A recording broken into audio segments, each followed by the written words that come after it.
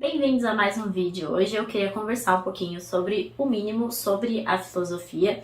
Esse livrinho aqui que é publicado pela editora O Mínimo, que tem essa pegada de livrinhos pequenos assim, que resumem algum tema, algum assunto aí com uma diagramação diferentona e tudo mais.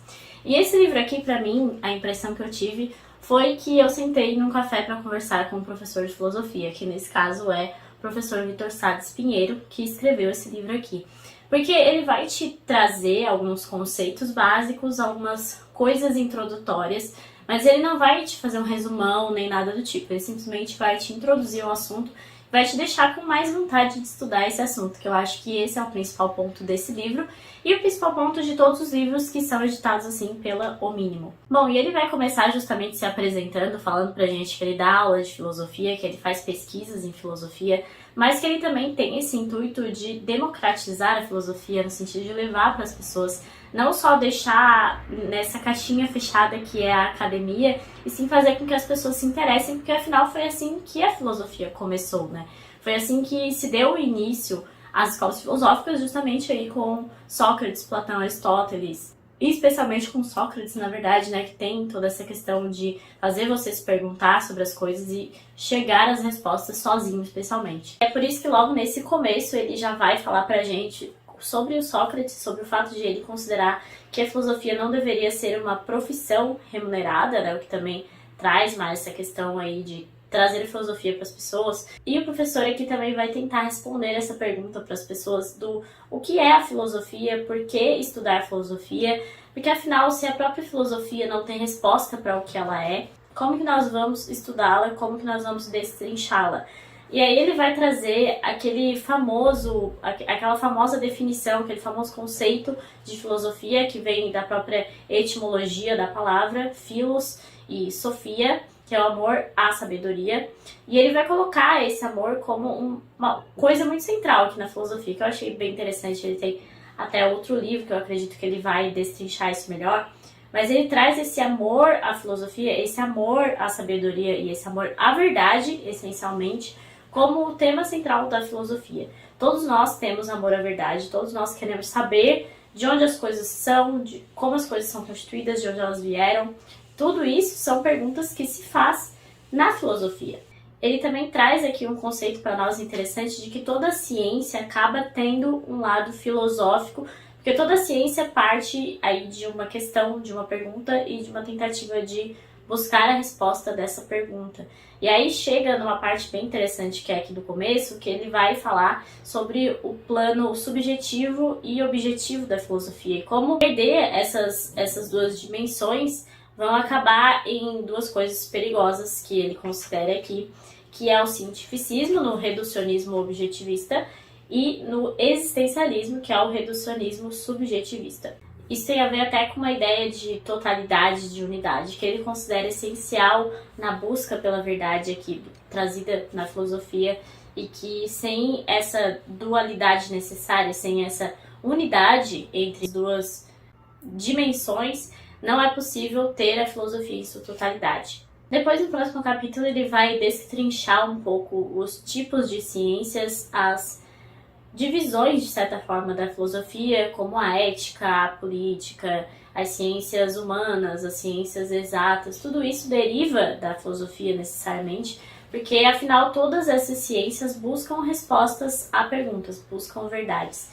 E por isso que elas derivam da filosofia. Ele vai comentar um pouco aqui brevemente sobre ela, sobre a ética, sobre a política que Aristóteles tanto definiu, mas ele vai chegar num ponto muito importante, muito essencial aqui, que é identificar que o grande erro de Aristóteles foi...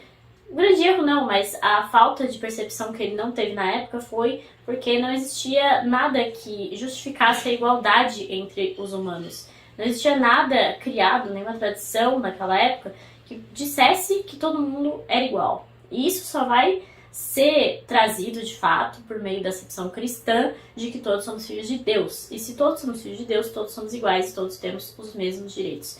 Isso é importante e é trazido por São Tomás de Aquino, que então vai melhor desenvolver essa tese de Aristóteles, mas com uma visão igualitária trazida pela fé cristã. Por isso que ele vai falar aqui, como bem notou Heidegger, que é um filósofo, A tradição metafísica ocidental é uma ontoteologia, uma articulação racional, logos, do ser, ontos, divino, theos, que a teologia e filosofia cristãs identificaram como sendo o próprio Deus que se faz carne em Cristo, ou seja, Cristo seria o logos, a parte racional de Deus. Acho isso bem interessante, faz aquele boom na nossa cabeça ler sobre essas coisas, né? E tudo isso me lembrou bastante outro livro que eu também já li, que tem aqui, que é o livro do Ben Shapiro, O Lado Certo da História, como a razão e o propósito moral tornaram o Ocidente grande. E nesse livro ele justamente vai trazer essa filosofia grega e toda a fé cristã,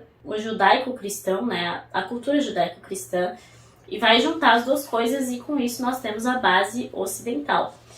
Esse livro basicamente é um resumo de tudo isso. Então eu acho que é uma forma interessante de resumir essa questão também. E esse livro também tem uma escrita bem didática, é Ben Shapiro, então eu adoro Ben Shapiro. E aí fica tranquilo também de entender esses conceitos. E aqui também fala muito sobre uma coisa que também é mencionada no mínimo sobre a filosofia, que é o motor imóvel, que é trazida aí por Tomás de Aquino. Até tem uma anotação que faz bastante sentido aqui, num dos capítulos desse livro, que eu lembro que foi um dos primeiros também que eu marquei, porque eu precisava escrever sobre ele, que Tomás de Aquino compreendeu que o raciocínio lógico-científico também ia resultar na descoberta ou suspeita de um motor imóvel, o porquê, a realidade pura.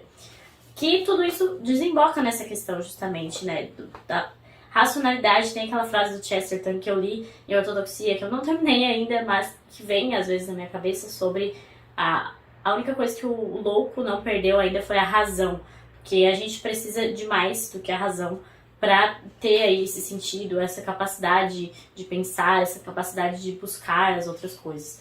Por isso que ele fala aqui que os filósofos clássicos são teístas, ou seja, eles acreditam em Deus. Não é o Deus cristão necessariamente, não é o Deus judaico, mas também existe essa crença de que há algo superior, especialmente em Platão, né, tem essa questão de que existe algo superior, algum motor imóvel aí que move as coisas.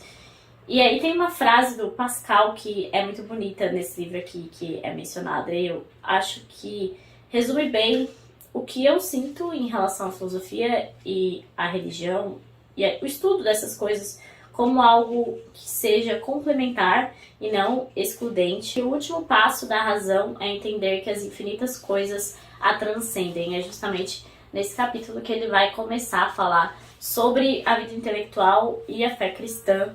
E ele considera aí duas coisas importantes, especialmente na vida dele como professor de filosofia. Também sobre o dualismo das coisas tem uma parte interessante que ele vai mencionar a dialética filosófica das várias contraposições entre conceitos que ele lista aqui.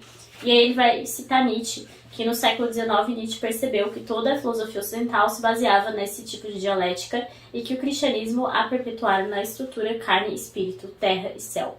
Para tentar superá-lo, ele propôs uma ética para além do bem e do mal, que é o nome do livro dele, inclusive, né? E uma negação da função intelectual e moral tradicionalmente atribuída à alma em relação ao corpo. Admirador dos sofistas, Nietzsche inaugura uma robusta antifilosofia no nosso tempo, criticando veementemente o projeto filosófico como um todo, ao mesmo tempo que se envolve profundamente nas questões filosóficas mais importantes, sobre a verdade, a bondade e a beleza também.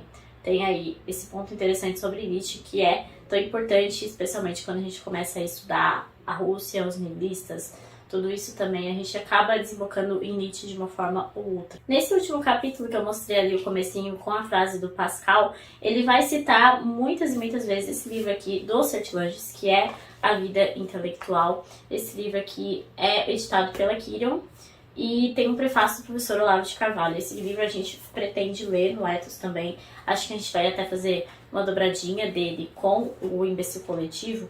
Mas esse é um livro sobre essa questão da vocação, sobre essa questão da vida intelectual e de como um cristão deve buscar estudar, deve buscar a ciência, a filosofia, a verdade, como uma forma também de edificar a sua vida cristã. É uma coisa que não exclui a outra, isso eu acho muito interessante. Também vem muito de Tomás de Aquino, né? Mas o próprio professor Vítor Salles Pinheiro vai mencionar esse livro, A Vida Intelectual, como um livro filosófico aí do nosso tempo, embora seja um livro antigo. Aí a gente tem esse livro aqui disponível para estudar mais sobre essa questão e como nós podemos nos aprofundar em relação a isso também. Bom, isso não quero falar muito mais porque afinal é um livro bem curtinho, mas não é um livro que vai ser reducionista. Você consegue parar e pesquisar e pensar muito durante essa leitura, o que é muito interessante. Então eu acho que foi um sucesso do professor Victor Salles, porque ele conseguiu condensar o mínimo sobre a filosofia nesse livrinho aqui, mas deixando a gente com vontade de pesquisar e de continuar estudando, que é o mais importante. E ainda que eu consiga resumir rapidamente aí algumas ideias trazidas aqui, tem muito mais coisas que você pode parar para estudar, parar para entender melhor em relação a essa leitura. Por isso que é uma leitura que eu recomendo bastante para quem tem interesse nesse tema e não tem tanto conhecimento, que é mesmo criar aí uma base, criar alguns estudos paralelos que vão surgir a partir desse livrinho aqui. E eu acho que a vida intelectual também vai ser uma boa pedida nesse mesmo sentido, assim, de fazer uma base filosófica e começar a trilhar essa vida intelectual. É isso, espero que vocês tenham gostado. Espero que vocês tenham interesse também em ler esse livrinho aqui. Ao mínimo tem vários outros livros nessa mesma pegada, com outros temas que possam interessá-los também.